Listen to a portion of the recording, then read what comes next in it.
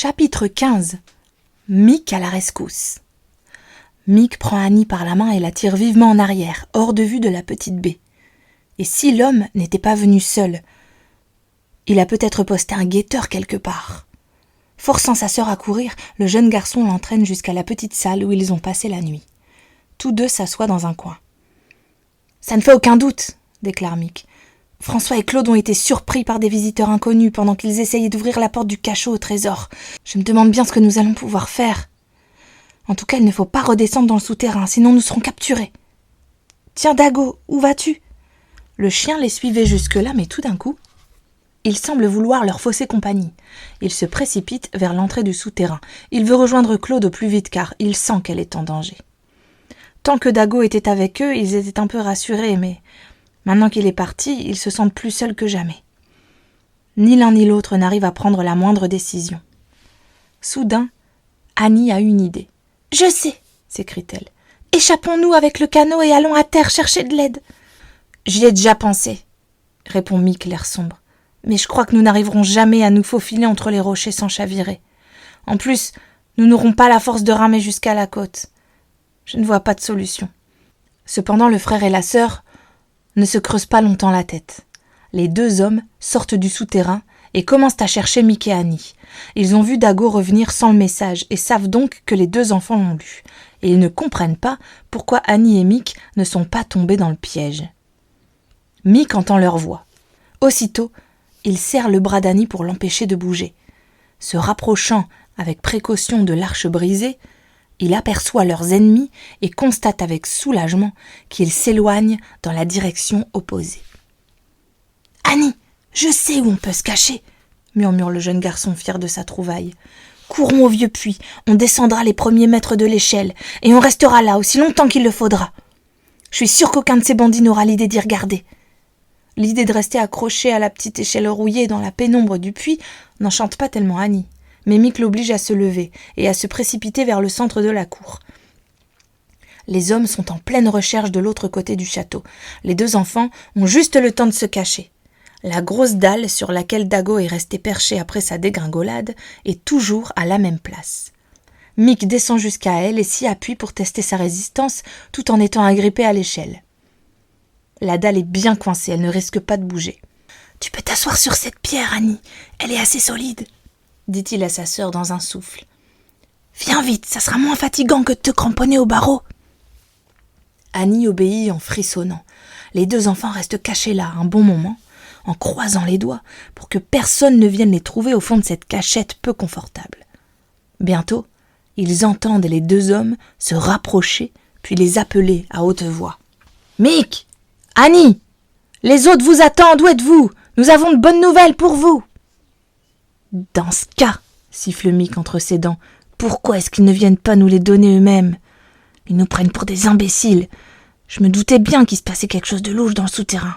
Je donnerais cher pour rejoindre Claude et François et savoir ce qui s'est passé. » À présent, les deux hommes se trouvent dans la cour, et ils semblent très en colère. « Mais où sont ces maudits gamins ?» grogne l'un d'eux. « Leur canot est toujours sur la plage, ils n'ont pas quitté l'île.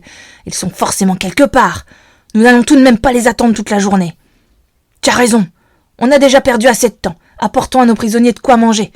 J'ai remarqué un tas de provisions dans la petite salle du château. Ça doit être la réserve des enfants. Nous en laisserons la moitié sur place pour que les deux autres puissent manger aussi. Et en partant, on emmènera leur canot, histoire qu'ils ne puissent pas quitter l'île. »« D'accord. L'essentiel est d'emporter l'or loin d'ici le plus vite possible et de retenir ces 4 gosses prisonniers sur l'île jusqu'à ce qu'on soit en sûreté avec notre butin. Il n'y a pas de souci à se faire. Allez, tais-toi un peu. Il vaut mieux que tu restes ici pendant que j'apporte à manger aux prisonniers. On sait jamais. Les deux autres pourraient revenir, tu n'auras qu'à les attraper. » Mick et Annie osent à peine respirer en écoutant cette discussion. Pourvu qu'au dernier moment les bandits n'aient pas l'idée de jeter un coup d'œil dans le puits. Ils entendent l'un des hommes se diriger vers la petite salle à provisions, et l'autre reste dans la cour et sifflote tranquillement. Enfin, le dernier bandit revient et s'éloigne ensuite, avec son compagnon, en direction de la petite crique. Mick entend bientôt le bruit d'un bateau à moteur. « On peut sortir, Annie !» déclare-t-il. « C'est pas trop tôt, qu'est-ce qui fait froid ici ?» Tous deux se dépêchent de quitter leur cachette et profitent un instant de la chaleur estivale. Puis, tout en restant bien cachés, il distingue le canot à moteur des bandits qui naviguent droit vers la terre ferme. « Bon, nous sommes débarrassés d'eux pour le moment !» s'exclame Mick tout joyeux. « Ils n'ont même pas pris notre bateau. Si seulement on pouvait délivrer François et Claude, on pourrait aller chercher du secours. » Claude est capable de ramer jusqu'à la côte, elle.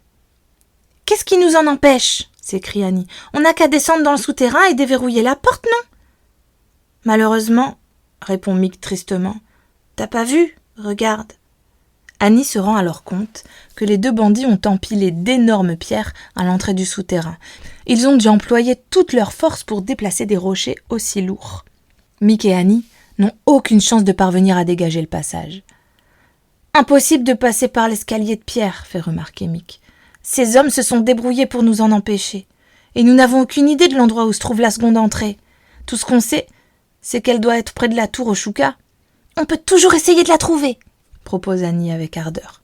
Mick et elle se dirigent vers la tour, mais ils comprennent vite qu'il n'existe plus de seconde entrée depuis longtemps. Le château est en ruine à cet endroit-là. Le sol est encombré de gros blocs de pierre impossibles à déplacer. Les enfants doivent abandonner leurs recherches. « Zut !» s'écrie Mick. « Quand je pense que Claude et François sont enfermés dans les oubliettes, qu'on peut rien faire pour les tirer de là. Faut qu'on trouve une solution. » Annie s'assied sur une pierre et se met à réfléchir. Elle voudrait tellement aider son frère et sa cousine.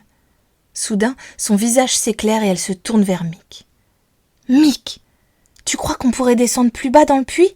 demande-t-elle. « Tu sais qu'il traverse les oubliettes, qu'il y a une ouverture qui donne directement sur le souterrain, tu te souviens ? On pourrait peut-être se faufiler entre la paroi et la grosse pierre qui bouche le puits. Ça vaut la peine d'essayer, non ?» Mick comprend très bien ce qu'elle veut dire. Il s'approche du puits et scrute les profondeurs.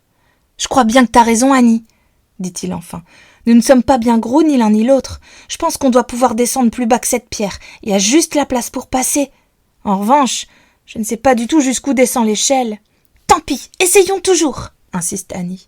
« C'est la seule chance qu'il nous reste de délivrer les autres. »« D'accord, » dit Mick. « Je vais essayer. »« Mais toi, Annie, il vaut mieux que tu ne viennes pas.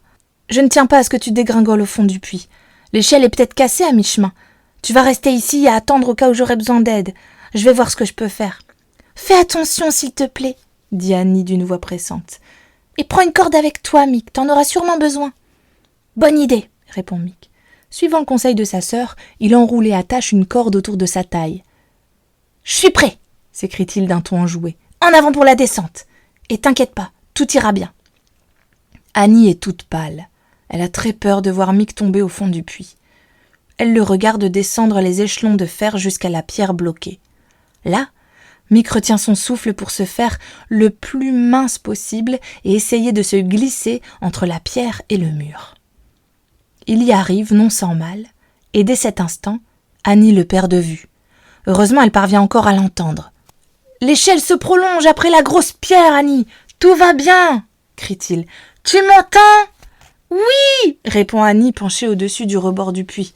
Sa propre voix lui revient en écho. « Fais bien attention !»« Ça va toujours !» hurle Mick en retour, mais il pousse ensuite un cri de déception. « Zut ! L'échelle s'arrête juste ici. On dirait qu'elle est cassée nette.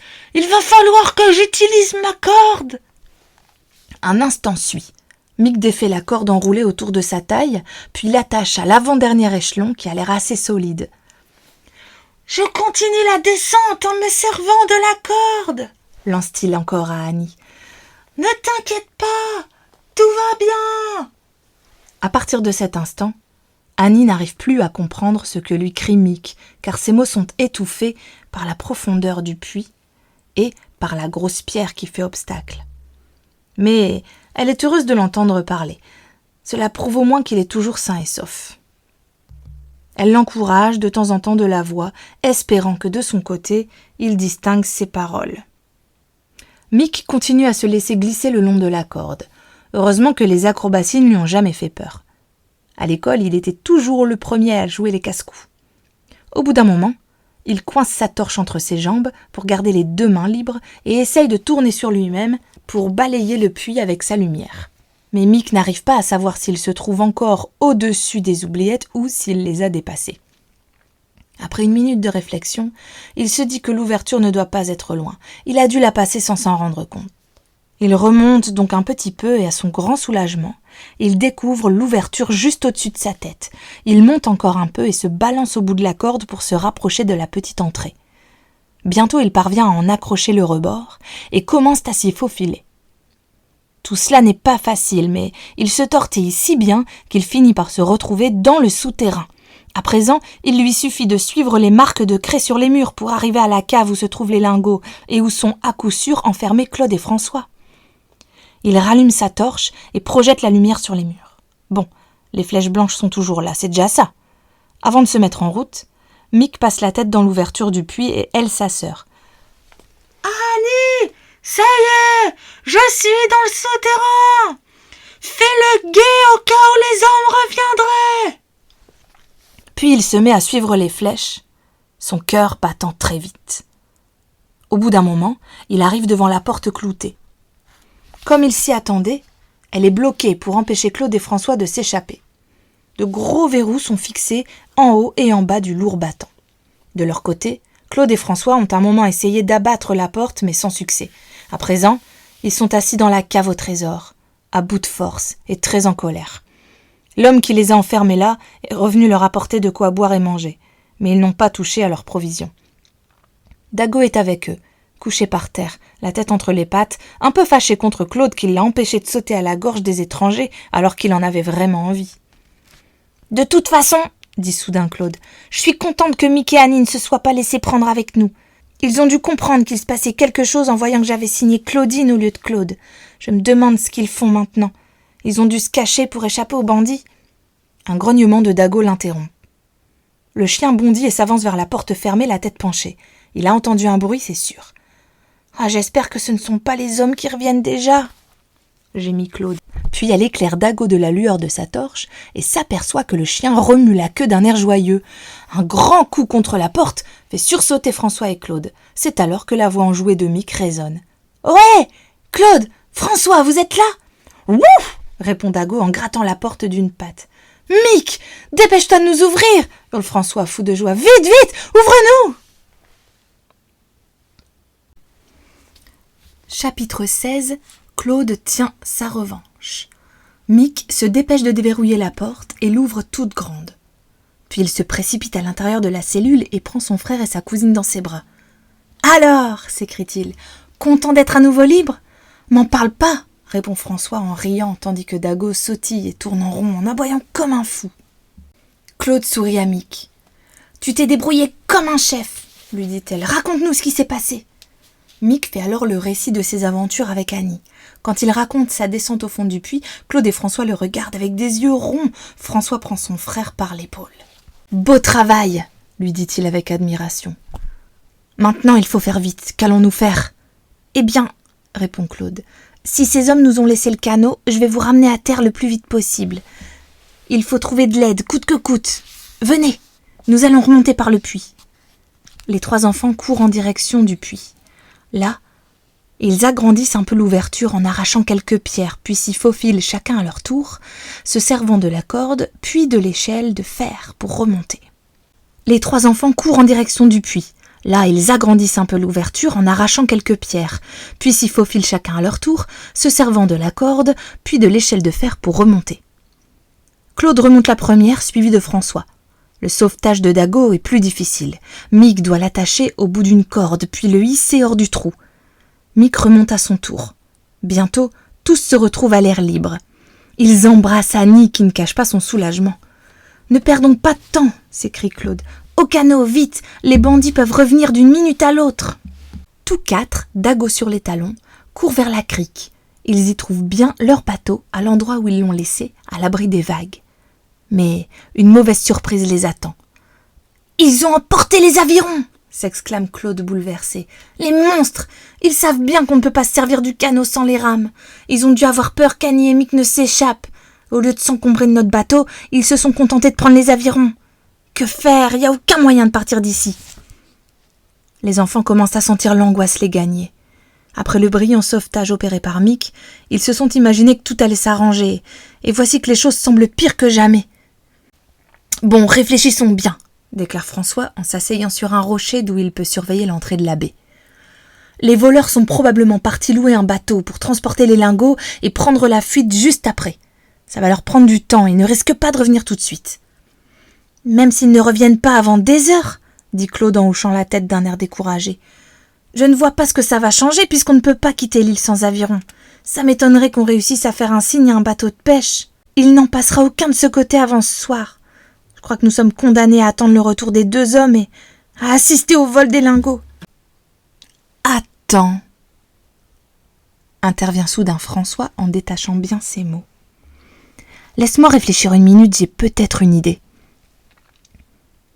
Je crois que mon plan n'est pas mauvais, déclare-t-il au bout de quelques instants. Écoutez, nous allons attendre le retour des voleurs. Qu'est-ce qu'ils vont faire?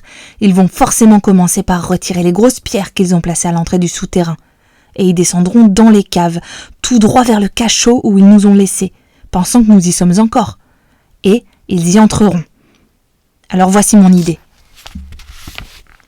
Il faudrait que l'un d'entre nous se cache dans le souterrain, prêt à les enfermer dans le cachot à leur tour. Comme ça, on pourra quitter l'île, soit avec leur canot à moteur, soit à bord d'une autre si on arrive à récupérer nos rames. Et après, il ne restera plus qu'à prévenir la police. Annie trouve l'idée de François parfaite, mais Claude et Mick semblent un peu moins enthousiastes. Claude est la première à soulever une objection. Il va falloir redescendre verrouiller la porte de l'extérieur si l'on veut faire croire à ces hommes qu'on est toujours prisonniers. Puis, imaginez que celui qui est chargé d'enfermer les malfaiteurs rate son coup. J'ai l'impression que ça va pas être une mince affaire de les prendre au piège. Il faudra faire tellement vite. Si on échoue, ils commenceront par attraper celui qui sera en bas, puis ils remonteront s'occuper des 3 autres. Tu as raison, reconnaît François d'un ton songeur. Bon, on va repenser mon plan. Dans le pire des cas, supposons que Mick, si c'est lui qui descend, ne réussisse pas à enfermer les bandits et qu'il remonte. Bien, pendant qu'ils seront encore en bas, on entassera de grosses pierres à l'entrée du souterrain, comme ils l'ont fait eux-mêmes. Comme ça, ils ne pourront plus sortir. « Mais que deviendra Mick alors ?» demande aussitôt Annie. « Mais je pourrais remonter par le puits ?» répond Mick. « Oui, c'est moi qui vais descendre et me cacher. Je ferai de mon mieux pour enfermer les hommes dans la cave aux lingots, grâce au verrou. Et si je dois m'échapper, je passerai par l'ouverture du puits.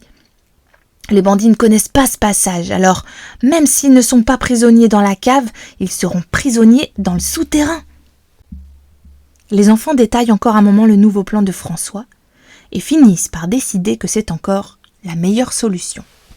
« Et maintenant, dit Claude, je propose qu'on reprenne des forces en mangeant. Il ne faut pas rester le ventre vide. » Tous meurent de faim. Ils vont donc chercher des provisions dans la salle du château et mangent près de la plage, un œil fixé sur l'entrée de la baie, guettant le retour des 2 hommes. Au bout de 2 heures environ, ils aperçoivent un assez gros bateau de pêche qui se dirige vers l'île. Et bientôt, ils perçoivent aussi le teuf-teuf d'un canot à moteur. « Les voilà qui reviennent !» s'écrie François tout ému en se levant d'un bond. « Ils ont probablement l'intention de mettre tous les lingots dans ce bateau avant de filer en Angleterre ou ailleurs. Le canot à moteur est juste derrière. Regardez, ce sont les 2 bandits. Vite, Mick, descends par le puits, va refermer les verrous et cache-toi jusqu'à ce qu'ils ouvrent la porte. » Mick part comme une flèche. François se tourne vers les 2 autres. « Il va falloir nous cacher aussi, dit-il. La marée est basse maintenant et nous pouvons nous cacher derrière ces rochers sur la plage. De toute façon, je ne crois pas que les hommes commencent par chercher Mick et Annie, mais on ne sait jamais. Vaut mieux être prudent. Allez, dépêchez-vous. » Tous 3 s'accroupissent derrière de gros rochers et entendent le canot à moteur entrer dans le petit port. La voix de ses occupants parvient jusqu'à eux. « Apparemment, les voleurs ne sont pas revenus seuls, » murmure Claude. « Ils sont 3 maintenant. » Pendant ce temps, les hommes ont accosté et escaladent déjà la falaise en direction du château. François rampe derrière le rocher qui l'abrite et jette un coup d'œil aux 3 silhouettes qui progressent rapidement. Les bandits vont sans aucun doute dégager l'entrée du souterrain qu'ils ont bloquée pour empêcher Annie et Mick de délivrer leurs amis. À pas de loup, les enfants suivent de loin leurs ennemis. Quand ils arrivent à leur tour au sommet de la falaise, les 3 hommes ont déjà disparu par l'escalier de pierre. « Ils ont fait vite !» murmure François. « À nous maintenant !» Les 3 compagnons font de leur mieux pour disposer à nouveau les grosses pierres sur l'entrée du passage, mais à eux 3, ils sont loin d'avoir autant de force que les malfaiteurs. Ils ne réussissent pas à déplacer les gros rochers. Ils doivent se contenter d'entasser 3 pierres plus petites, avec l'espoir que les hommes ne pourront pas les faire bouger d'en bas.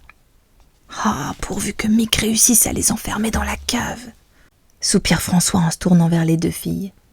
Et maintenant, allons guetter près du puits pour attendre Mick. Ils se rendent donc au puits. Les enfants se penchent par-dessus le rebord et attendent anxieusement. Que fait Mick au même instant? Aucun bruit ne leur parvient du fond du large trou, et ils brûlent de savoir ce qui se passe en bas. Et il s'en passe en bas des choses.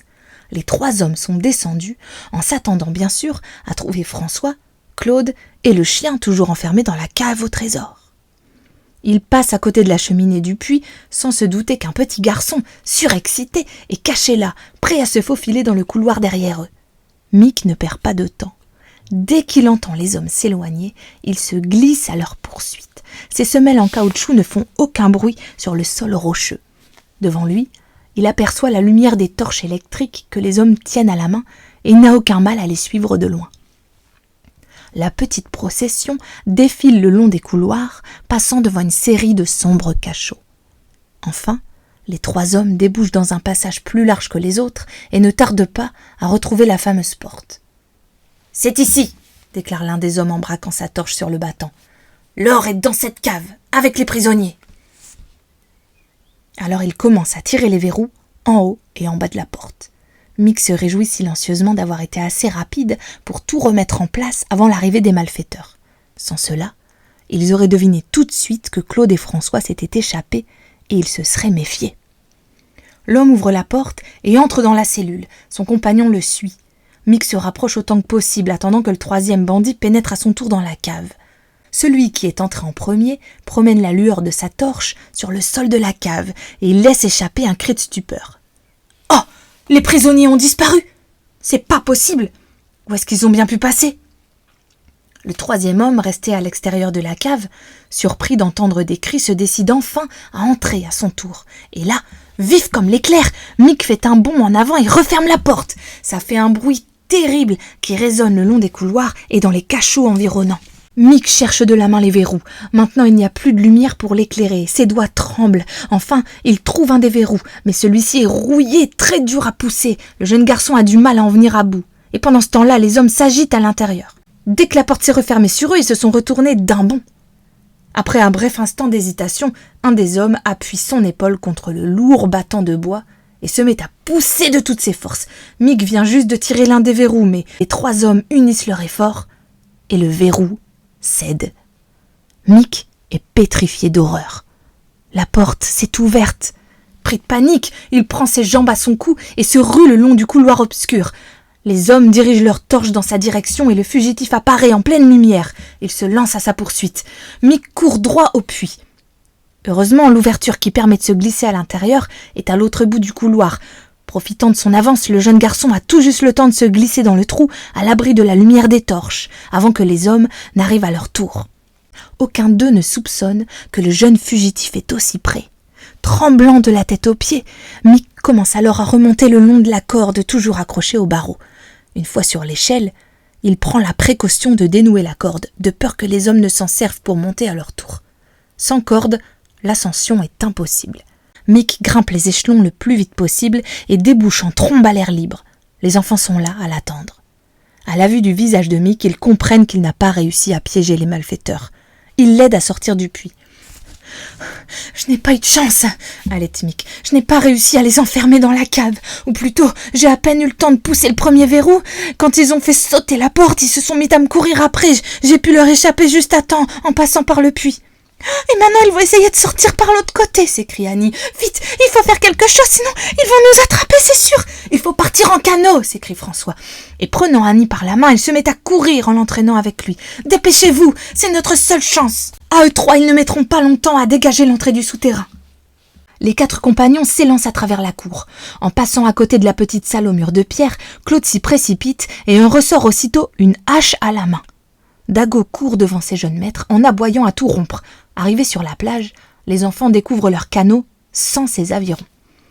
Le canot à moteur de leurs ennemis est là, lui aussi. Claude bondit à l'intérieur du Zodiac et pousse un cri de joie. « Super, nos rames sont là !» s'écrie-t-elle. « Tiens, François, attrape-les! Jette-les vite dans le bateau et mets-le à l'eau! Dépêche-toi, je vous rejoins dans 1 minute, j'ai quelque chose à faire !» Pendant que François et Mick mettent le canot à flot, Ils entendent des craquements et des bruits métalliques qui proviennent du canot à moteur. « Claude, dépêche-toi !» hurle tout à coup François. « Les hommes sont sortis du souterrain, fais vite !» En effet, les 3 hommes dévalent déjà le sentier de la falaise. Claude bondit hors du canot à moteur, rejoint les autres en courant et saute dans le canot. Elle prend immédiatement les rames et s'éloigne du rivage, aussi vite qu'elle peut. Les malfaiteurs, de leur côté, courent à leur embarcation. Mais ils doivent s'arrêter net. Le canot est inutilisable. À coups de hache, Claude a démoli tout ce qu'elle a pu. Le moteur est en miettes et les avirons de secours complètement détruits. Ils ne servent plus à rien. Les hommes n'ont évidemment aucun outil pour réparer de tels dégâts, et à leur tour, ils se retrouvent bloqués sur l'île. « Sale gamine !» hurle celui des 2 hommes qu'on appelle Jean en tendant le poing en direction de Claude. « Tu vas voir si je t'attrape !» Claude se retourne vers lui. Une flamme brille au fond de ses yeux. « C'est plutôt vous qui allez voir !» crie-t-elle en retour. « Vous pouvez toujours essayer de quitter l'île maintenant. Attendez, on va revenir !»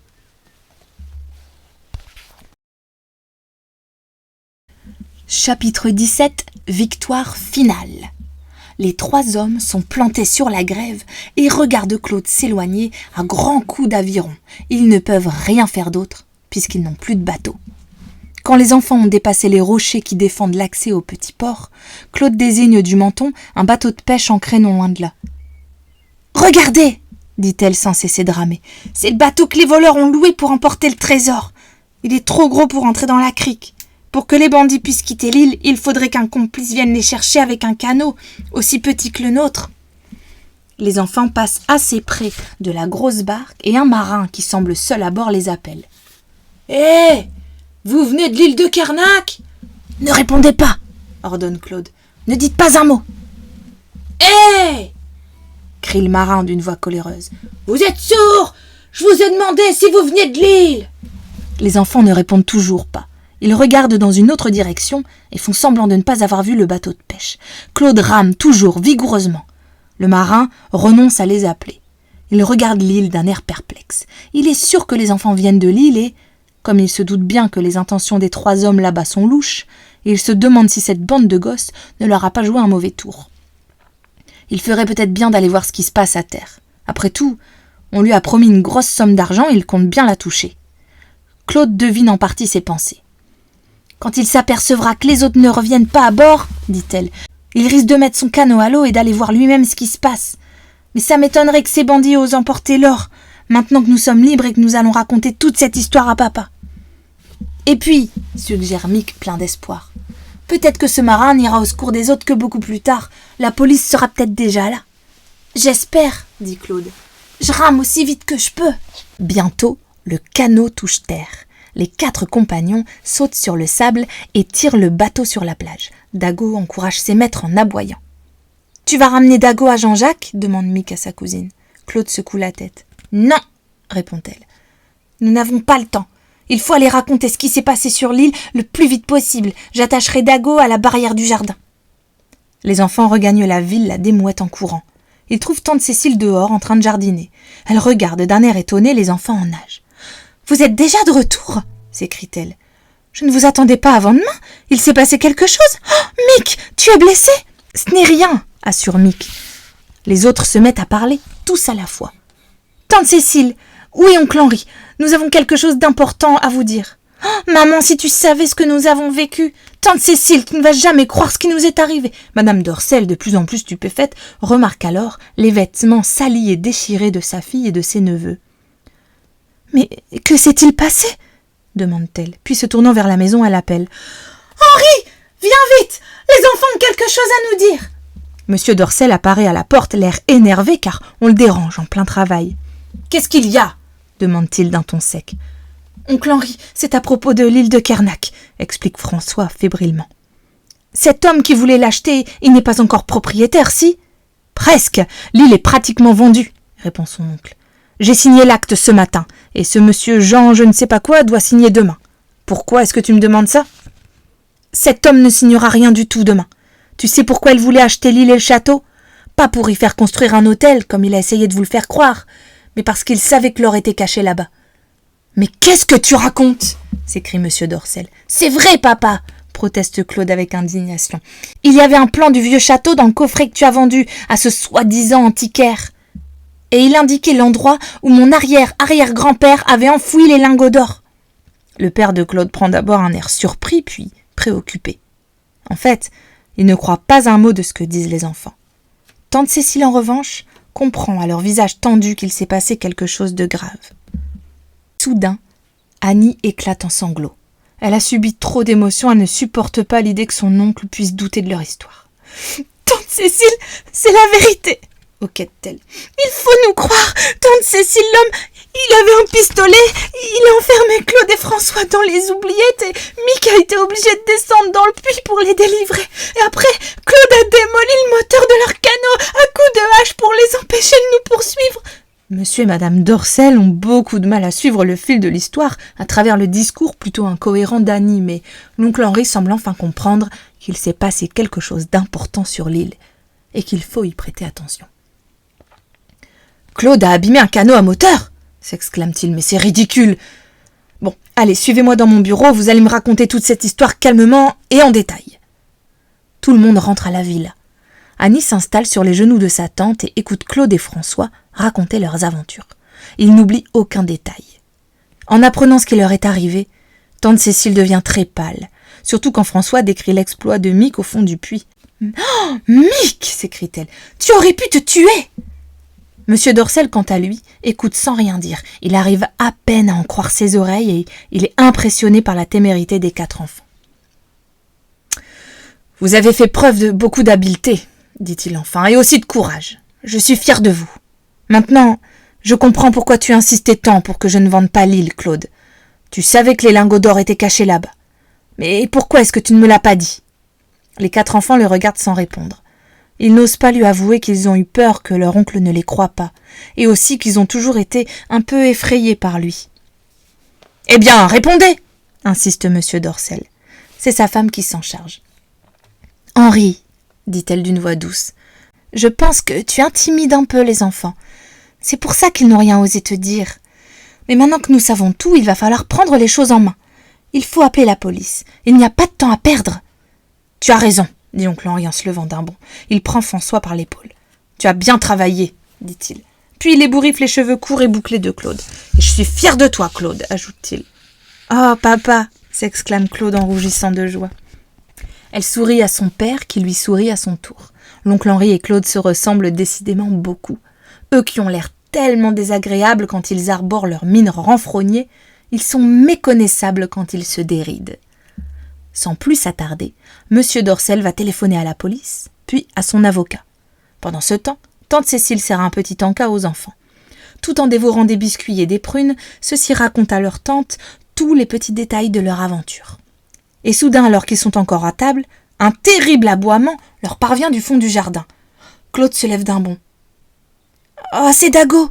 explique-t-elle à sa mère avec une lueur inquiète dans les yeux. « Je n'ai pas eu le temps de le ramener à Jean-Jacques. C'est lui qui le garde pour moi d'habitude. »« Maman, si tu savais comme Dago nous a été utile sur l'île. Faut pas le gronder, je crois qu'il a faim. »« Eh bien, va le chercher, » dit Madame Dorcel de manière tout à fait inattendue. Ce chien est un héros lui aussi. Il a droit à un bon dîner. Claude sourit, enchantée. Elle sort en courant et va chercher Dago. Le chien entre en bondissant et en agitant sa longue queue. Il donne un grand coup de langue sur la main de tante Cécile et pointe les oreilles en la regardant. « Bon chien !» dit la mère de Claude en le caressant. « Attends, je vais te préparer quelque chose de bon. » Dago comprend et la suit à la cuisine. François sourit à Claude. « Eh bien !» murmure-t-il. « Tu vois, ta mère est vraiment géniale. »« Oui, mais je ne sais pas ce que papa va dire en voyant Dago. » Monsieur Dorcel revient l'instant d'après, le visage grave. « La police s'intéresse beaucoup à cette histoire, » déclare-t-il, « et mon avocat aussi.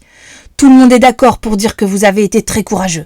Et puis Claude, mon avocat affirme que ces lingots d'or nous appartiennent et qu'il n'y a pas de contestation possible. Il y en a vraiment beaucoup. »« Des centaines, papa !» s'écrie Claude. « Il y en a un tas énorme au fond du cachot où nous étions enfermés. Alors, nous allons être riches maintenant ?»« Oui, » répond son père. « Assez riches pour pouvoir acheter toutes les choses dont nous rêvions depuis tant d'années sans pouvoir nous les offrir. J'ai travaillé d'arrache-pied pour vous deux. Mais On ne fait pas fortune dans la recherche et ça me rend parfois irritable. Mais maintenant, vous aurez tout ce que vous voulez. J'ai déjà tout ce que je veux, répond Claude, sauf une chose qui me tient vraiment à cœur. Celle-là, elle ne te coûtera pas un sou. C'est d'accord, dit M. Dorcel en passant son bras autour des épaules de Claude. Dis-moi ce que c'est, même si ça coûte très cher, je te promets que tu l'auras. À cet instant précis, on entend le bruit de grosses pattes le long du couloir qui conduit à la salle à manger, où les enfants et M. Dorcel sont réunis. Une tête au poil hirsute passe par l'entrebâillement de la porte et une paire d'yeux vifs dévisage les occupants de la pièce. C'est Dago. L'oncle Henri le regarde, stupéfait. Mais c'est Dago, non ? Salut Dago. Papa, la seule chose que je veux, c'est Dago, explique Claude en pressant le bras de son père. Il nous a tellement aidés quand nous étions sur l'île. Il voulait sauter à la gorge des bandits pour nous défendre. Je ne veux rien d'autre, papa. Nous pourrions le mettre dans une jolie niche au fond du jardin et je ne le laisserai pas te déranger, je te le promets. Eh bien, garde Dago si tu veux, déclare l'oncle Henri. Et à ce moment-là, comme s'il avait compris ce que M. Dorcel vient de dire, Dago entre carrément dans la pièce, agitant la queue avec frénésie. Il va droit au père de Claude et lui lèche la main. Faut dire que l'oncle Henri a changé. Il a l'air libéré d'un grand poids maintenant que sa famille est riche. Claude va pouvoir aller dans une bonne école, tante Cécile aura les moyens d'acheter tout ce qu'elle veut, et l'oncle Henri pourra continuer à faire le travail qu'il aime, sans se préoccuper des fins de mois difficiles. Il rayonne de joie, et n'a plus rien à voir avec le scientifique froid que les enfants connaissaient. Claude, elle aussi, est radieuse. Dago va rester avec elle. Dans sa joie, elle se jette au cou de son père et l'embrasse affectueusement, ce qu'elle n'a pas fait depuis longtemps. Monsieur Dorcel paraît à la fois surpris et ravi. « Bon, dit-il, tout le monde est content apparemment. » Il s'interrompt soudain au bruit d'une voiture qui s'arrête devant la porte. « C'est probablement la police, se hasarde-t-il. » Les policiers entrent et échangent quelques mots avec Monsieur Dorcel. Puis l'un d'eux reste sur place pour prendre la déposition des enfants pendant que les autres se dépêchent de partir en bateau pour l'île de Kernak. Et ils y arrivent juste à temps. Le patron du bateau de pêche s'est finalement décidé à aller voir pourquoi ces passagers tardaient tant à revenir. Comme il était seul à bord, il lui a fallu longtemps pour mettre le canot à l'eau. Les gendarmes surviennent au moment précis où il embarque les 3 malfaiteurs à bord. L'arrestation se fait sans difficulté. En plus du témoignage des enfants, il y a une autre preuve contre eux. Ils ont voulu prendre quelques lingots avant de s'enfuir et c'est ce retard qui a causé leur perte. Les gendarmes vont jeter un coup d'œil au canot à moteur. « Eh bien, dit l'un d'entre eux en souriant, la petite Dorcel n'a pas froid aux yeux. Elle a fait du bon travail. C'est grâce à elle si les voleurs sont restés bloqués sur l'île. Nous allons remorquer ce bateau jusqu'au port. » Avant de quitter l'île, les policiers descendent dans les souterrains pour poser les scellés sur la porte de la cave aux lingots. Ainsi, personne ne pourra entrer dans la pièce et l'or restera à l'abri jusqu'à ce que M. Dorcel vienne le chercher. En attendant, les parents de Claude pourront examiner de près un échantillon de leur fortune. Les policiers leur rapportent les lingots qu'ils ont trouvés dans les affaires des voleurs. En apprenant que les 3 malfaiteurs ont été capturés, les enfants ne peuvent cacher leur joie. Le trésor est sauvé et les coupables vont être punis. Mais quel dommage que les gendarmes n'aient pas rapporté avec eux tous les lingots. Après toutes ces émotions, Claude et ses cousins sont épuisés. Aussi, ce soir-là, ils ne protestent pas lorsque tante Cécile décide qu'ils devront se coucher tôt. « Je vais vous faire dîner avant oncle Henri et moi, » déclare-t-elle, « et après, vous monterez tout droit au lit. Vous vous sentirez beaucoup mieux après une bonne nuit de sommeil. » Les enfants se réunissent donc dans la salle à manger. Dago reste avec eux, prêt à ramasser les miettes qu'on voudra bien lui laisser. « Eh bien, dit soudain François en réprimant un bâillement, on peut dire que nous avons vécu une aventure incroyable. Je suis presque triste qu'elle soit déjà finie. Et pourtant, nous avons eu drôlement peur, n'est-ce pas, Claude ? Claude grignote des biscuits d'un air ravi, elle sourit à François. « Dire qu'au début j'étais furieuse que vous veniez passer vos vacances ici ?» s'écrie-t-elle. « J'avais l'intention de ne pas vous parler. Je voulais que vous rentriez chez vous. Et maintenant, je suis triste parce que vous allez partir à la fin de l'été. Vous allez tellement me manquer. Après avoir vécu plein d'aventures avec 3 amis, je vais me retrouver toute seule. J'aimais bien être toute seule avant, mais maintenant... » Tante Cécile apparaît sur le seuil de la salle à manger. « Allez les enfants, c'est l'heure d'aller vous coucher. Regardez Mick, le pauvre, il tombe de sommeil. Je suis sûre que vous allez tous faire de très beaux rêves après toutes les aventures que vous venez de vivre. » Elle accompagne les filles dans leur chambre. « Regarde Claude, j'ai comme l'impression que Dago est sous ton lit. »« Tiens, c'est vrai, » répond Claude en faisant semblant d'être surprise. « Hé Dag, on peut savoir ce que tu fais là ?» Dago rampe hors de sa cachette et va droit à tante Cécile. Alors, se couchant à ses pieds, il lève vers elle un regard implorant. Madame Dorcel se met à rire. « Tu veux coucher dans la chambre des filles cette nuit, je parie, » dit-elle. « Allez, accordé, pour cette fois. »« Maman !» crie Claude folle de joie. Oh, « Merci. Comment est-ce que t'as deviné que je mourrais d'envie que Dago reste avec moi ce soir ? Dago, tu peux coucher sur le tapis, à côté de moi. » Ce soir-là, les 4 enfants se couchent très heureux. Leur passionnante aventure se termine bien et les vacances sont loin d'être finies. L'oncle Henri, tout souriant, ne leur fait plus du tout peur. L'île et le château de Kernac appartiennent toujours à Claude. Bref, tout va pour le mieux. « Si tu savais comme je suis contente que l'île ne soit pas vendue, » soupira Annie sur le point de s'endormir. « Je suis heureuse qu'elle soit toujours à toi. » « Elle appartient aussi à 3 autres personnes, » répond Claude, « parce que maintenant, elle est non seulement à moi, mais aussi à toi, à François et à Mick. C'est tellement mieux de partager ce qu'on a. Dès demain, je vous donnerai un quart de mon île à chacun. »« Oh, Claude, c'est magnifique, » murmura Annie, enchantée. « Les garçons vont être si contents. Et moi, je... » La petite fille n'a pas le temps d'achever sa phrase, elle vient de s'endormir. Claude ne tarde pas à suivre son exemple. Dans leur chambre, les garçons dorment aussi, rêvant aux lingots, aux oubliettes et à quantité d'autres choses passionnantes. Seul Dago est encore réveillé. Oreilles dressées, il écoute la respiration de Claude et d'Annie. Dès qu'il comprend qu'elles sont profondément endormies, il quitte le tapis et s'approche avec 1000 précautions du lit de Claude. Posant les pattes de devant sur le rebord du lit, il flaire la fillette endormie. Puis d'un bond, il saute sur les couvertures et se couche en rond contre ses jambes. Alors, avec un soupir de bonheur, il ferme les yeux. Les enfants sont sans doute très contents, mais Dago est plus heureux encore. « Ah, Dag !» soupire Claude qui s'est à moitié réveillé en sentant le chien auprès d'elle. « Tu es si gentil. Tu sais quoi, Dago ? Nous allons vivre encore plein d'aventures palpitantes tous les 5, tu verras. » Oui, le Club des 5 connaîtra bien d'autres aventures palpitantes. Mais ça, c'est une autre histoire.